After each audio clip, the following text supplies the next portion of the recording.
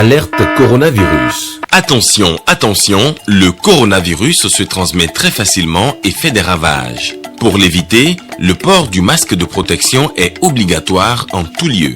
Dans l'administration publique ou privée, dans les réunions, les rencontres, dans les marchés, les magasins, les boutiques et lors des déplacements, le port du masque est obligatoire. Même dans les lieux privés, dès lors que l'on n'est pas seul, le masque doit être le fidèle compagnon. Mais attention, le port de masque de protection ne dispense nullement d'appliquer les autres mesures de prévention, notamment le lavage des mains à l'eau et au savon et l'observance de la distance de sécurité sanitaire d'au moins 1 mètre entre personnes. Enfin, s'abstenir de porter des gants en vue du lavage régulier des mains à l'eau et au savon ou de l'application de gel hydroalcoolique. Pour tout savoir sur l'épidémie du coronavirus au Bénin, rendez-vous sur le site web www.gouv.bj/coronavirus. Ceci est un message du gouvernement de la République du Bénin. Mesdames et messieurs, bonsoir et merci de préférer la télévision nationale. Les titres de ce journal. L'organisation des examens nationaux de licence et de master évalués par les acteurs du secteur de l'enseignement supérieur, c'était au cours d'un atelier qui a eu lieu à Cotonou.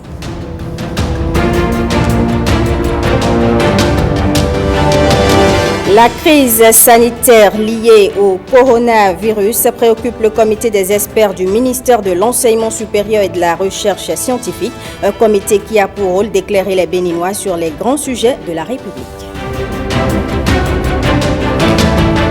Et puis nous parlerons aussi dans ce 20h du traitement des eaux usées. Une station de traitement des boues de vidange a été construite. 2 ministres du gouvernement étaient sur les lieux.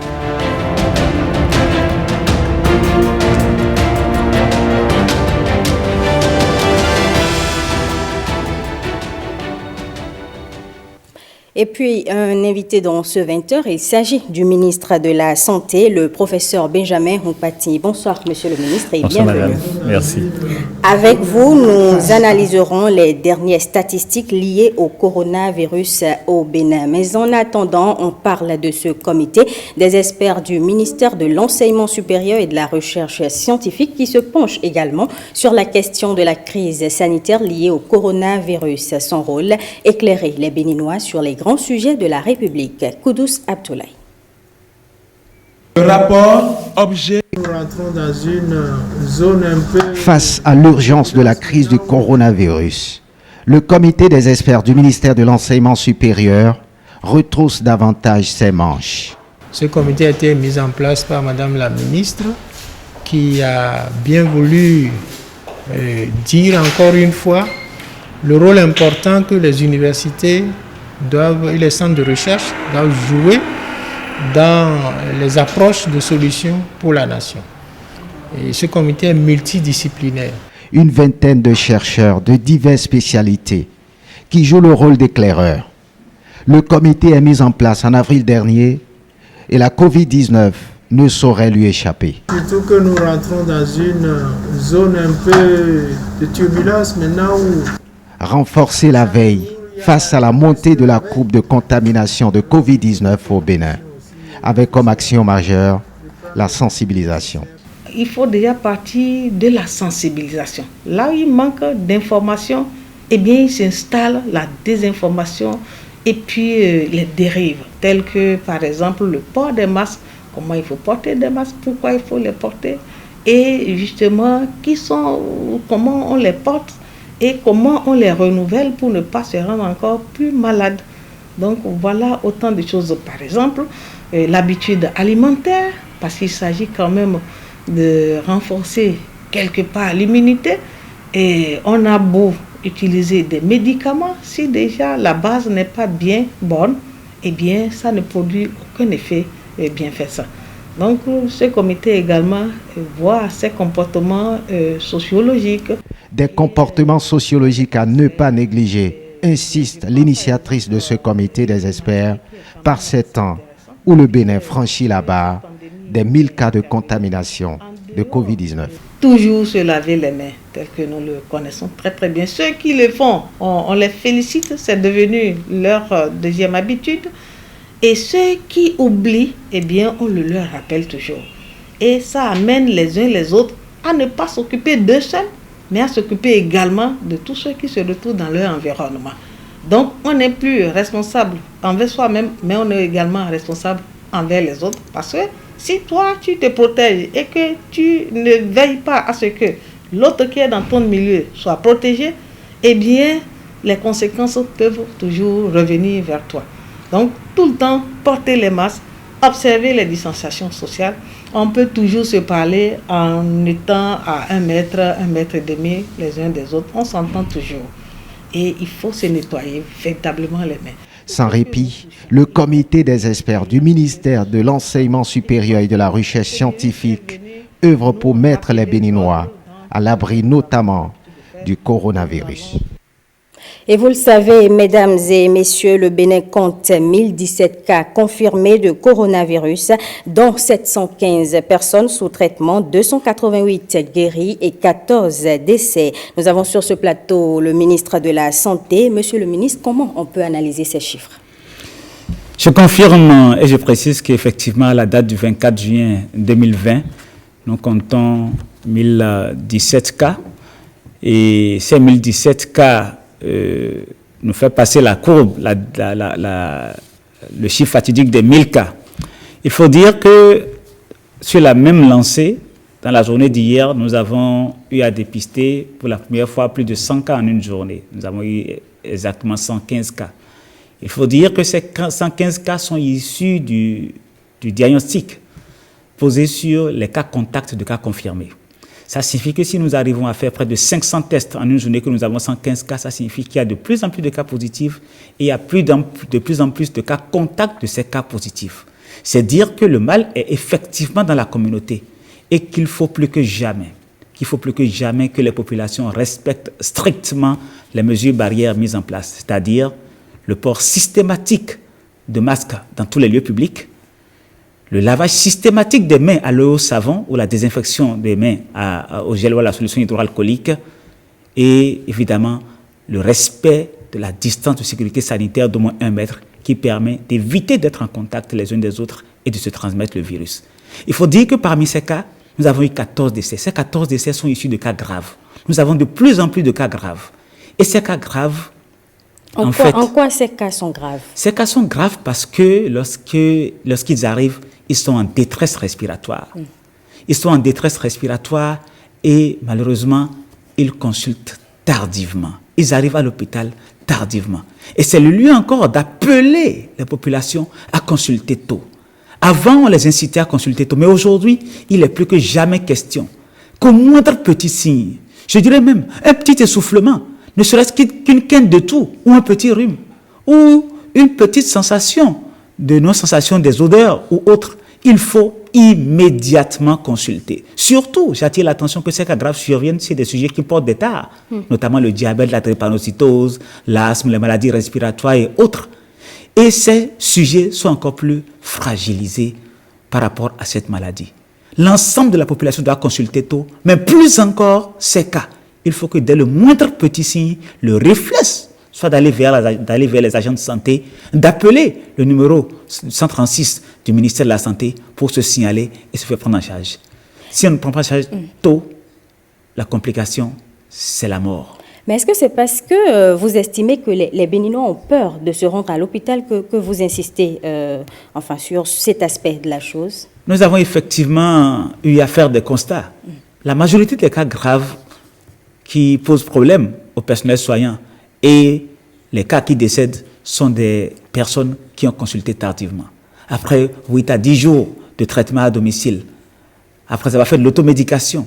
Et c'est pour ça que nous insistons impérativement sur la nécessité de consulter tôt. Lorsque la consultation se fait tôt, la stratégie mise en place par le gouvernement, qui repose sur le traitement présomptif dès les premiers signes, a plus d'efficacité. Il faut que dès le moindre petit signe on consulte et que le personnel de santé ait le réflexe de mettre le traitement présomptif et également de procéder au diagnostic. Alors, vous parliez de décès tout à l'heure, monsieur le ministre. En cas de décès, comment se passe l'enterrement concrètement?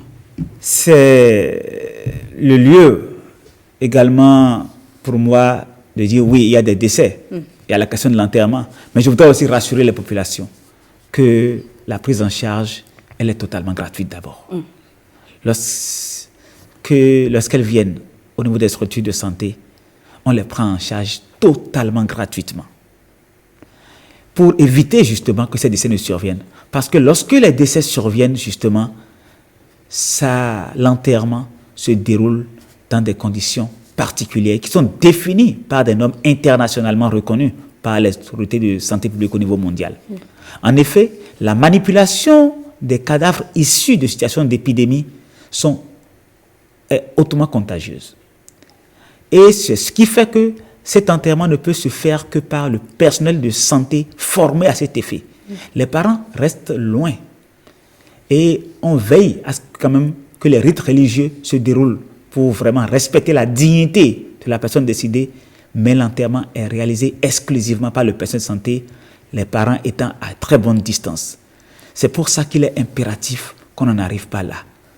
Nous respectons beaucoup nos parents, nous respectons beaucoup nos prêches, préservons-les en respectant les mesures barrières, mais surtout encore là où nous sommes aujourd'hui, en consultant tôt dès les premiers signes pour éviter d'arriver au stade de gravité qui peut entraîner vers la mort.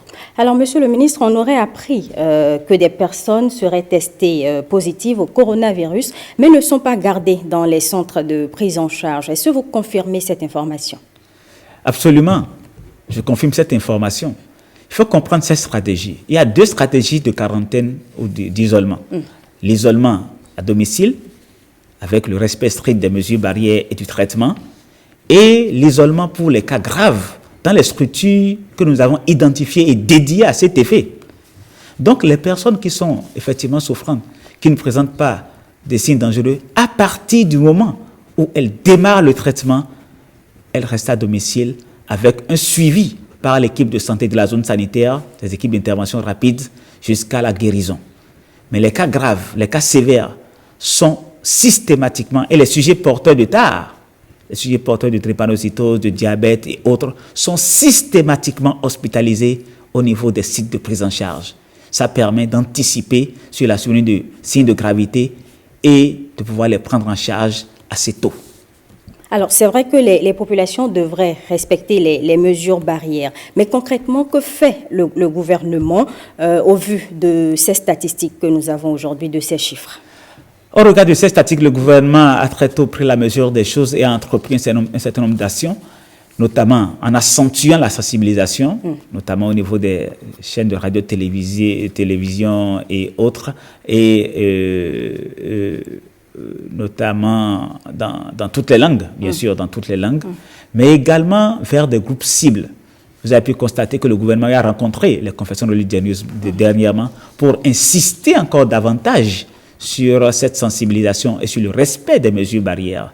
Aujourd'hui, nous avons rencontré les gestionnaires des marchés et hier, le ministre de l'enseignement secondaire et de la formation technique et professionnelle et moi avions rencontré les responsables des établissements secondaires. C'est vous dire que le gouvernement ne reste pas du tout inactif, que le gouvernement entreprend beaucoup d'actions pour essayer de contenir cette pandémie et surtout de veiller à ce que nos populations puissent respecter les mesures barrières prescrites et surtout venir tôt consulter pour ne pas arriver à des stades de gravité pouvant entraîner la mort. Alors, Monsieur le ministre, est-ce que vous avez un mot de la fin? Mon mot de la fin, c'est encore une fois demander aux populations de se rendre compte que la gestion de la Covid, le contrôle de la propagation de la Covid-19 est une question de responsabilité individuelle et collective. Il faudrait que nous ayons à l'esprit de pouvoir préserver les nôtres qui sont fragiles, d'arriver à des stades de gravité pouvant entraîner la mort. Chacun de nous a des personnes souffrant de TAR dans sa famille. Et il faut les protéger. Les protéger, c'est respecter strictement les mesures barrières. Et je voudrais pour finir rappeler que le numéro, la ligne rouge, la ligne du ministère de la Santé pour recueillir les symptômes ou autres plaintes, c'est le 136. Appelez le 136 dès le premier signe que vous avez pour être pris en charge tôt. Merci, Monsieur le ministre, d'avoir été l'invité de ce 20h. Ce journal se poursuit. Les acteurs de l'enseignement supérieur évaluent l'organisation des examens nationaux de licence et de master. À cet effet, le rapport produit a été présenté au cours d'un atelier de validation ce jeudi à Cotonou. Les détails de Jean-Claude James. Le rapport, objet de toutes les attentions au cours de cet atelier, porte sur la période expérimentale. Une période de 3 ans, soit de 2017 à 2019, qui a abouti aux résultats suivants. En licence, le nombre des EPS inscrits est passé de 48 en 2017 à 83 en 2019. Le nombre de candidats inscrits est passé de son côté de 2423 en 2017 à 6743 en 2019.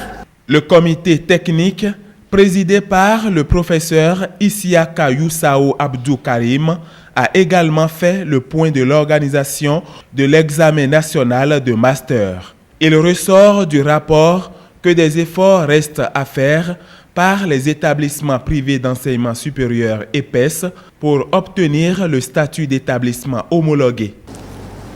Quant aux examens de master, le nombre des EPS inscrits est resté, j'allais dire, donc constant entre 2018 et 2019, soit 33 EPS, pendant que le nombre de candidats inscrits passe de 847 à 775, soit une baisse de 8,5%, pour un total donc de 101 filières.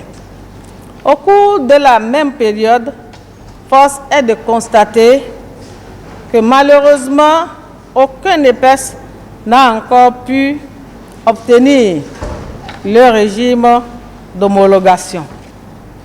C'est pourquoi les résultats de cet atelier doivent aboutir à des engagements forts et à une nouvelle relance de notre gestion des EPS.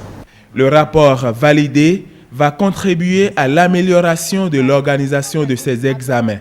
L'objectif est d'avoir des diplômés avec des parchemins reconnus par l'État et qui donnent accès aux concours nationaux. On se rend maintenant à l'Assemblée nationale. Dans la perspective d'une modernisation des forces armées béninoises et assimilées, le Parlement vient d'adopter 6 projets de loi. Guillaume Avienou revient ici sur l'importance de ce vote. Le gouvernement du président Talon s'est lancé dans une vaste réforme des forces armées béninoises et assimilées. C'est ce qui a motivé l'introduction au Parlement pour étude et adoption de 6 projets de loi relatifs aux forces armées et à la police républicaine, mais aussi de 4 autres projets de loi relatifs au statut des personnels des forces armées béninoises, de la police républicaine, des fonctionnaires des douanes, puis des fonctionnaires des eaux, forêts et chasses. Outre leur traditionnelle mission de défense de la nation et de l'intégrité territoriale, les forces armées concourent dorénavant aux missions de sécurité intérieure et de développement économique du pays.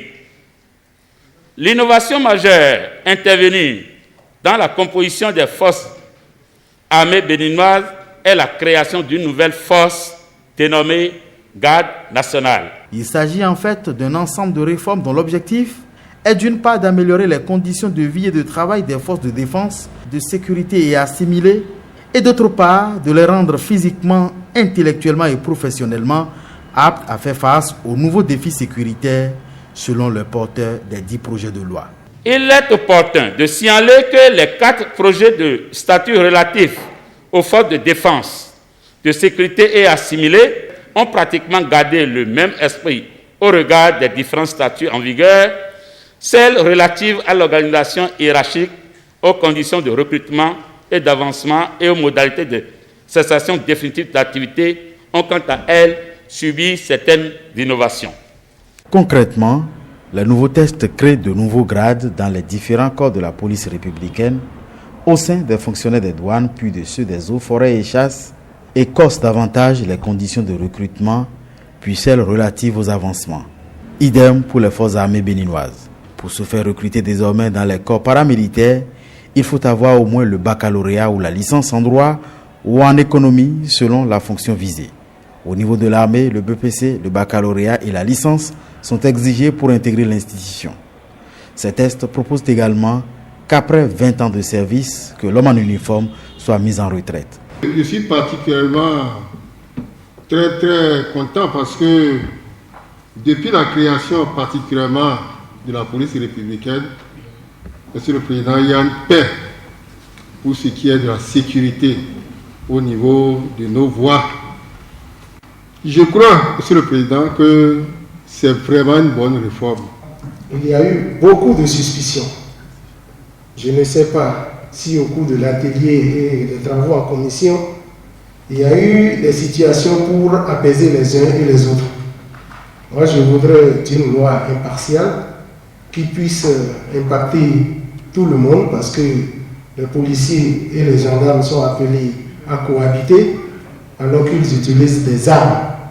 Je ne voudrais pas de l'injustice pour que les armes crépitent. Lorsqu'on lit le texte ou les textes qui ont été proposés et que on en perce la philosophie, les appréhensions se dissipent d'elles-mêmes. Nous avons donné des explications lorsque nous étions en commission. Je crois que certains honorables députés qui n'ont pas été associés aux travaux en commission,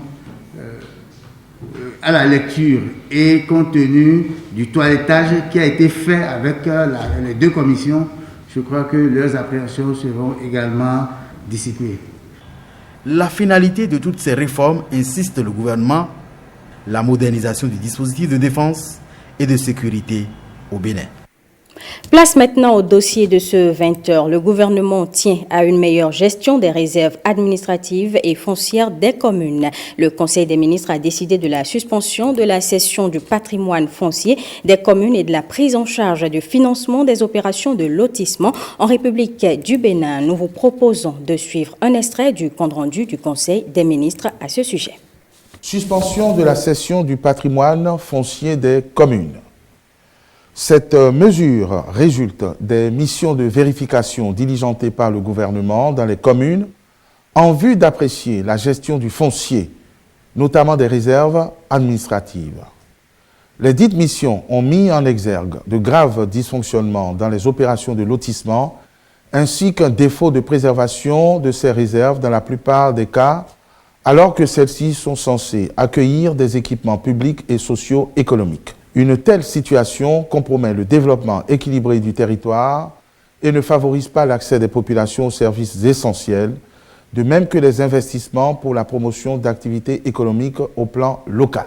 Il est donc impérieux de sauvegarder les réserves administratives et d'assurer une meilleure gestion du patrimoine foncier des communes au moyen d'une plus grande transparence dans les opérations de lotissement ou de remembrement du foncier urbain. C'est pourquoi le Conseil a adopté le présent décret qui fixe la durée de la suspension à 6 mois et a instruit les ministres concernés par le sujet à l'effet de établir la situation exacte de toutes les opérations de lotissement et de remembrement foncier urbain en cours sur le territoire national, que ces opérations soient autorisées ou non par les mairies et aient recueilli ou pas l'avis de la commission d'urbanisme compétente. Prendre les dispositions pour faire l'inventaire des réserves administratives existantes sur toute l'étendue du territoire national aux fins d'empêcher leur morcellement et leur cession. Suspendre la cession par les mairies de toute parcelle du domaine privé de la commune. Les ministres veilleront par ailleurs à l'application rigoureuse du dit décret afin d'assurer dans la durée la bonne gouvernance des opérations liées à la gestion du patrimoine foncier des communes sur toute l'étendue du territoire national. Donc, pour la mafia foncière, le gouvernement accomplit son devoir en décidant de la suspension de la cession du patrimoine foncier des communes. Dans cet élément, l'ENAI Kagwazao s'intéresse au bien fondé de la décision gouvernementale. La lutte contre la mafia foncière, Patrice Talon en fait désormais son affaire. Le centre de la rupture, apôtre de la bonne gouvernance et de la gestion hygiénique des affaires publiques, sonne la fin de la récréation dans les communes et donne un coup de pied dans la fourmilière. Interdiction est désormais faite de la cession du patrimoine foncier dans les 77 communes du Bénin. Une pratique courante, véritable vache à lait au niveau de certaines collectivités territoriales qui entravent la construction des infrastructures socio-économiques et des espaces communautaires. La suspension de 6 mois décrétée est la résultante des constats faits par des missions de vérification diligentées par le gouvernement en vue d'apprécier la gestion du foncier, notamment des réserves administratives dans les communes. C'est une mesure qui était très attendue et il faut déjà saluer cette initiative que le gouvernement a prise et qui montre une fois encore qu'il est soucieux de pouvoir prendre en main le foncier, de pouvoir remettre le foncier dans sa fonction première qui est de contribuer au développement économique, à la croissance économique, au progrès social et surtout de faire du foncier un outil d'aménagement du territoire. À la date d'aujourd'hui, il ne doit plus y avoir de transactions.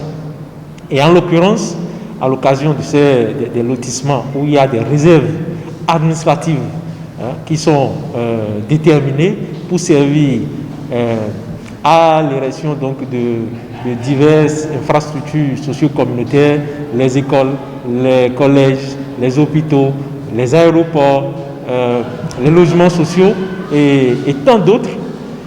Il se fait que de temps en temps, ces réserves administratives disparaissent ou sont réaffectées à d'autres buts qui ne servent pas toujours l'intérêt général. Et au moment où l'État ou la commune se décide à réaliser des projets, des équipements collectifs, des équipements qui profitent à tout le monde, on ne retrouve plus et l'État ou les communes sont obligées de commencer à courir dans tous les sens ou de recourir à l'expropriation qui coûte de l'argent, qui coûte beaucoup d'argent, alors que souvent c'est déjà difficile de mobiliser les ressources pour financer la réalisation, donc la construction des équipements, mais c'est qu'il faut encore aller chercher de l'argent pour exproprier pendant que les réserves administratives préalablement dégagées sont distraites. C'est en cela que cette décision, elle est salvatrice. Et comme ça, il sera plus aisé de pouvoir faire de la planification. Et au-delà, il sera plus aisé de pouvoir faire de l'aménagement du territoire. Les investisseurs et autres privés pourront désormais opérer des transactions foncières en toute sécurité. La décision du gouvernement de Patrice Talon va dans le sens de la préservation de l'intérêt national. C'est pourquoi le chef de l'État et son équipe ont exigé le point des opérations de lotissement par commune et un état des lieux des réserves administratives. Cerise sur le gâteau, l'État décide de prendre en charge le financement des opérations de lotissement en République du Bénin. L'État veut reprendre en main les opérations de lotissement et de remembrement avec la transparence qui manquait. Donc cette transparence il y aura donc beaucoup plus de lumière dans ce qui va se faire, mais également effectivement voir comment accompagner ce processus. Donc c'est pour voir clair, mais c'est surtout pour apporter donc de la transparence.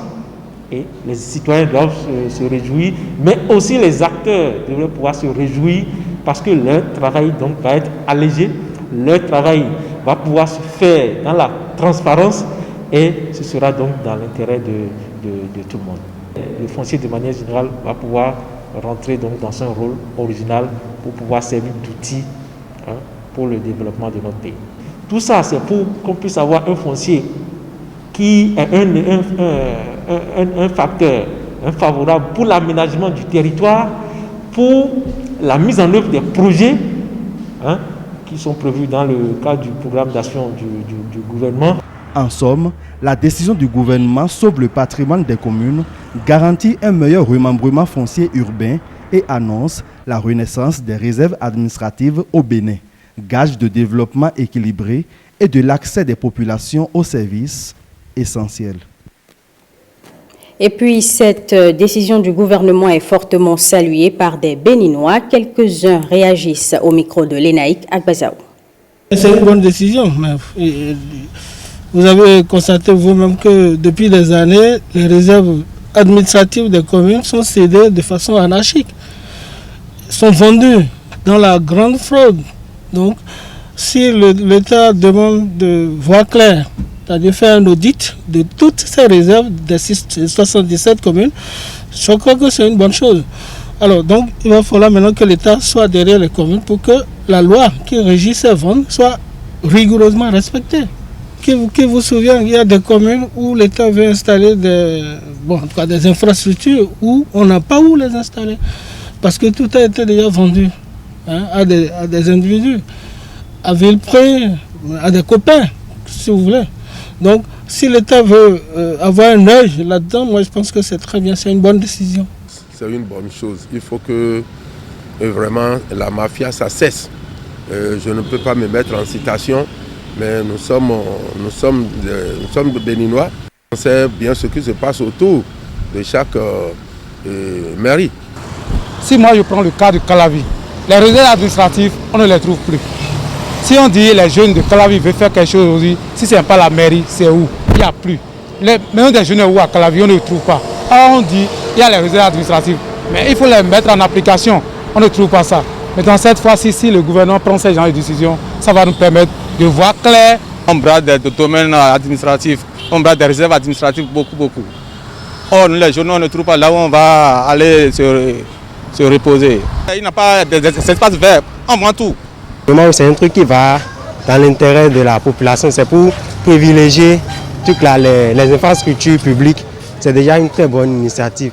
Donc avec ça maintenant, on aurait maintenant à avoir plus d'espace pour les infrastructures publiques, les écoles et autres. Donc, une décision comme ça est salutaire, donc on ne peut que le féliciter dans ses actions. Pour moi, c'est une décision qui ne vient que préciser l'esprit du nouveau code foncier, qui déjà autorise la chose, mais avec une procédure compliquée.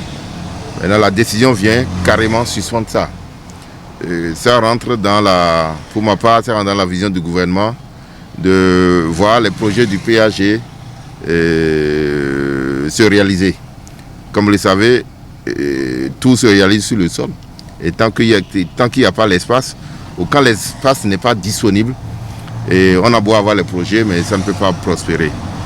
Et je crois que ça rentre dans le cadre d'une préservation donc des domaines pouvant abriter des infrastructures pour le mieux-être des populations. Il a l'audace de percer là où personne n'a jamais percé. Qu'aujourd'hui, qu'on en arrive à financer les travaux de lotissement, je crois que c'est déjà une solution à plus de 115% pour réduire la mafia foncière. Et s'il faut à chaque fois procéder au dédommagement qui prend une part importante dans le projet, alors que, comme vous le savez, les bailleurs ne prennent pas en compte les dédommagements. C'est obligé, c'est l'État qui prend ça en charge. Et c'est notre pauvre budget qui est obligé de supporter ces dédommagements-là. Donc, il y a lieu donc, au niveau des communes de faire ces points-là et de pouvoir sauvegarder l'existant. C'est une actualité économique qui fait la une des parutions. L'Agence internationale de notation financière Standard & Poor's a maintenu la note B+, avec la perspective stable pour l'économie béninoise. De quoi retourne une telle décision dans un contexte économique mondial marqué par la récession? Les réponses dans cet élément signé Renaud Akapo et Ernest Etegou. L'Agence internationale de notation financière Standard & Poor's a maintenu la note B+, avec la perspective stable attribuée à la République du Bénin. Selon certains observateurs avertis de l'actualité économique, cette décision confirme la solidité des fondamentaux économiques du pays. Aujourd'hui, le Bénin est noté B+, perspective stable. Ça veut dire simplement que le Bénin est classé dans le peloton de tête. C'est l'une des meilleures notes au plan africain. Et donc le Bénin est un pays crédible, un pays sérieux au plan international. Alors que plusieurs pays d'Afrique ont vu leur notation dégradée depuis le début de la pandémie du coronavirus, le Bénin se maintient ainsi parmi les pays africains bénéficiant de la meilleure notation de crédit, gratifiant les réformes économiques entreprises par le gouvernement depuis 2016. D'abord, c'est quoi la notation, ce type de notation faite par l'agence Standard & Poor's? Et il faut souligner que dans l'environnement économique international, les différents pays sont confrontés donc à des besoins de financement et dans le but d'attirer le maximum de capitaux sur le marché financier international, les pays sont amenés à émettre ce qu'on appelle des signaux sur le marché de façon à pouvoir montrer leur capacité à obtenir beaucoup plus de ressources sur le marché financier. Et aujourd'hui, cette institution qui évalue donc les différents pays dans le monde a attribué encore au Bénin la note B+, tout comme cela a été le cas d'ailleurs en décembre 2018. Par cette décision, Standard & Poor's relève l'amélioration continue des indicateurs macroéconomiques du Bénin depuis plusieurs années. Quels sont les éléments qui entrent en ligne de compte dans cette notation? Nous avons globalement 4 facteurs qui déterminent la note obtenue par un pays. Le premier facteur que l'on identifie, c'est ce que nous appelons la situation générale de l'économie, au niveau de l'économie. Et cette situation qui indique en fait la capacité du pays à créer de la richesse. Deuxièmement, nous avons la solidité donc des finances publiques. Quels sont les efforts que le pays fait de façon d'abord à mobiliser les ressources financières aussi bien au plan interne qu'au plan externe, et ensuite à assurer donc une certaine sécurité dans l'utilisation de ces ressources financières. Troisièmement, nous avons la probabilité de risque. Est-ce que le pays est risqué? Est-ce que le pays a un risque dans la mesure où on a un certain nombre de pays qui sont tels que lorsqu'elles obtiennent des financements sur le marché international, elles ont des difficultés à rembourser. Donc il y a cette mesure de risque qui est prise aussi. Et quatrième élément, c'est la stabilité donc, des institutions au niveau du pays. Donc c'est l'ensemble de ces 4 facteurs que l'institution Standard & Poor's essaye de noter. Cette note, elle varie généralement de D jusqu'à A. La note D, c'est la note la plus mauvaise. Et la note A, ou du moins les notes de la catégorie A, sont les meilleures notes.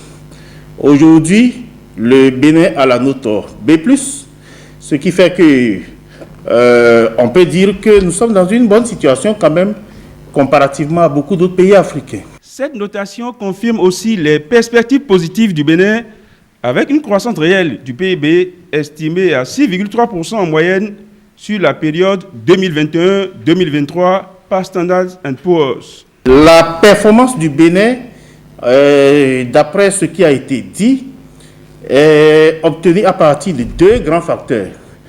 Il s'agit premièrement de ce que j'ai appelé tout à l'heure la situation économique globale. Vous n'êtes pas sans savoir qu'aujourd'hui, sur le plan économique, on a une bonne perspective de croissance économique quand même, qui est favorisée par les investissements qui ont été réalisés dans les différents secteurs, mais qui est aussi tirée par les réformes obtenues donc, sur les différents marchés. Ensuite, nous avons une croissance des exportations qui a été le fruit, en quelque sorte, de l'ensemble des réformes qui ont été apportées. Une croissance, bien sûr, qui provient aussi bien du secteur agricole que des performances réalisées par le secteur portuaire. Donc, il y a ce premier volet qui concerne donc, je vais dire, le plan économique. Deuxième volet, qui est non moins important, cela regroupe en fait toutes les réformes qui ont été menées sur le plan de l'assainissement des finances publiques. L'agence reconnaît par ailleurs que la politique de confinement ciblé mise en œuvre par le gouvernement permet de limiter les effets néfastes de la pandémie sur l'économie béninoise. Elle estime aussi que le soutien obtenu de la part des partenaires multilatéraux et bilatéraux depuis le début de la crise de la Covid-19 devrait limiter les pressions sur la balance des paiements et le budget en 2020. Oui, il faut d'abord dire que cette notation, que le Bénin soit noté B+, dans cette période, est une performance exceptionnelle. Et j'explique. Vous savez que le monde entier est en crise, donc il y a la crise de la Covid-19. Et cette crise a entraîné un ralentissement de l'économie mondiale. Et les agences de notation, de façon générale, sont en train de dégrader les différents pays. Tout simplement parce que les perspectives de croissance pour la plupart des pays se sont assombries. Et donc, comme conséquence, il y a aussi les notes qui se sont rabaissées, qui ont été dégradées par les agents de notation. Dans ces conditions, où de façon générale on assiste à des dégradations un peu partout, le Bénin s'est fait remarquer par un maintien de sa note. Dans ce contexte, Standard & Poor's anticipe une augmentation relativement contenue de l'endettement du gouvernement en 2020 à 43% du produit intérieur brut et projette dès 2021 un retour à une trajectoire très favorable en matière de croissance, de finances publiques et d'endettement du pays. Ces agences reconnaissent la performance économique du Bénin et savent que le Bénin va rebondir juste après la pandémie. L'agence de notation rappelle enfin la décision du gouvernement de ne pas participer à l'initiative de suspension du service de la dette mise en place par le G20. Cette décision contribue ainsi à rassurer les investisseurs du Bénin. Le ministre de l'économie et des finances a expliqué les tenants et aboutissants d'une telle position lors d'une interview accordée à la presse internationale. Ce que nous notons, c'est qu'un moratoire de quelques mois ne fait que repousser les difficultés à l'année prochaine. Par ailleurs, le fait d'accorder un moratoire au budget semble accorder une respiration, mais en réalité, ça ne donne pas les moyens d'affronter les dépenses nouvelles du Covid-19. Ça ne donne pas les moyens de continuer à apporter du soutien aux populations vulnérables qui souffrent des restrictions de mobilité, qui souffrent des doubles chocs sur la demande et sur l'offre. Mais en termes de demande pour répondre à une volonté de solidarité mondiale, nous pensons qu'il faut faire des choses qui ne nous empêchent pas de pouvoir demain continuer le chemin de la croissance.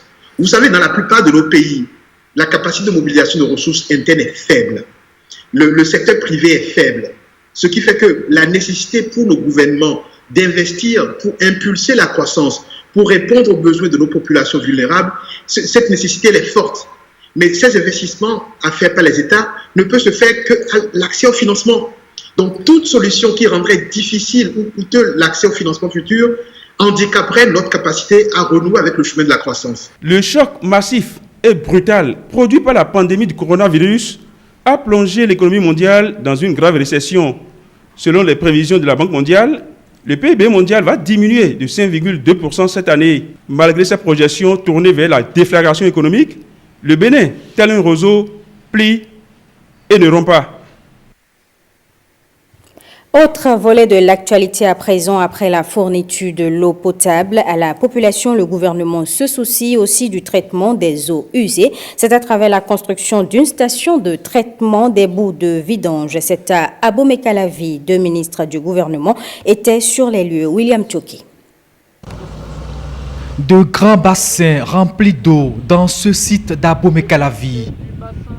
Dans quelques mois, ils serviront à traiter les boues de vidange de toute la zone ouest de Grand Nokoué.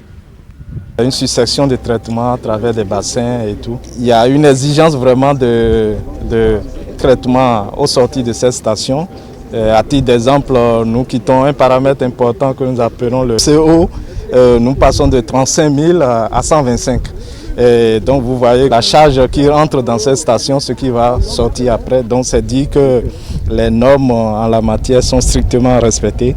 C'est l'une des promesses du PAG, le programme d'action du gouvernement. Une infrastructure d'assainissement. À la fin des travaux, elle aura une capacité de 600 mètres cubes. On est à 15% par rapport au niveau prévu, on est en avance. Donc octobre 2021, normalement, le chantier devrait pouvoir être livré. Pour le bonheur donc des populations de Calavi et environ. Ça va desservir à la fois Calavi, une partie de Cotonou Ouest et Ouida, pourquoi pas Alada. Toute la zone quand même qui se trouve aux environs de Calavi donc, sera donc desservie par cette station. Accompagné de son collègue de cadre de vie, de l'ambassadeur de l'Allemagne près le Bénin, pays partenaire financier via la KfW, ils ont pris connaissance de tout le projet. Ils ont aussi visité toute la station en chantier. L'assainissement des boues, surtout dans des zones de grande concentration démographique, ont une importance qu'on ne peut pas surestimer. Et je suis très heureux d'avoir aussi aujourd'hui l'opportunité d'être ensemble avec les deux excellences et grâce à la SOGEA et à la SONEP et de voir comme bien ont commencé les travaux et je me réjouis beaucoup des grands progrès qui ont été faits jusqu'alors. Cette station de traitement des boues de vidange vient non seulement compléter celle déjà érigée à Semepodi, mais aussi résoudre l'épineuse question d'assainissement des eaux usées dans le Grand Nokoué.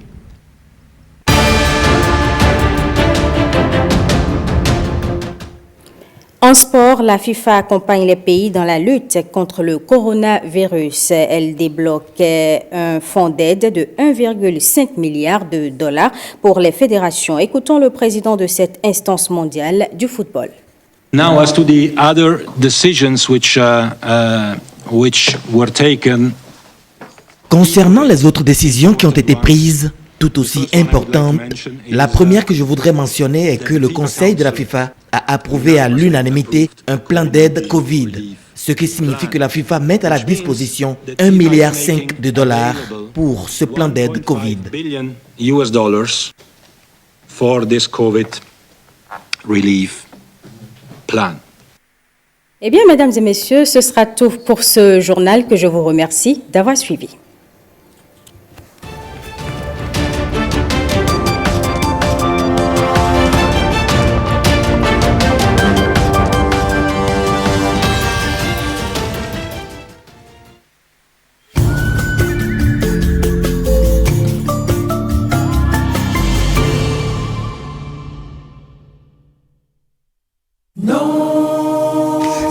Monsieur